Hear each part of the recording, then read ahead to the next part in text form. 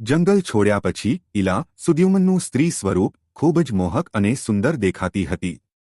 ભટકતી ફરતી તે એક એવી જગ્યાએ પહોંચી જ્યાં બુધ, ચંદ્રનો પુત્ર, બુધ ગ્રહનો દેવ, એકાંતમાં ધ્યાન કરી રહ્યો હતો. બુધ ઇલાની સુંદરતાથી મોહિત થયા. તેઓએ પ્રેમ લગ્ન કર્યા. ઇલાએ પુરુર્વ નામના પુત્રને જન્મ આપ્યો. પુરુર્વ ચંદ્રવંશ વંશના મુખ્ય રાજા બન્યા, જેની પ્રખ્યાત પ્રેમકથા સ્વર્ગની અપ્સરા ઉર્વશી સાથે છે. ઇલ સુદ્યુમ્ન ખૂબ જ દુઃખી થયા. તેમણે પોતાના ગુરુ વસિષ્ઠને પોતાનું દુઃખ વ્યક્ત કર્યું. વસિષ્ઠે ભગવાન શિવને પ્રાર્થના કરી.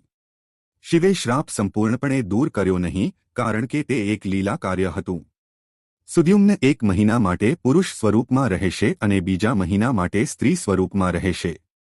આ ચંદ્રના ચક્ર સાથે જોડાયેલું માનવામાં આવે છે. શુક્લ પક્ષ દરમિયાન પુરુષ, કૃષ્ણ પક્ષ દરમિયાન સ્ત્રી. સુદ્યુમ્ન આદિ સ્વરૂપમાં શાસન કરતો હતો. પોતાના સ્ત્રી સ્વરૂપમાં તેમણે બીજા પુત્રો ઉત્કલ, ગયા અને વિમલને પણ જન્મ આપ્યો, જેઓ દક્ષિણ ભારતના રાજા બન્યા. દેવી ભાગવત પુરાણ અનુસાર ઇલાએ પાછળથી દેવી ભાગવતનો પાઠ કર્યો, નવરાત્રિ દરમિયાન દેવીની પૂજા કરી અને ભક્તિ દ્વારા કાયમી પુરુષ બન્યા. તેમને રાજા તરીકે અભિષિક્ત કરવામાં આવ્યા અને તપસ્યા કરવા માટે વનમાં ગયા.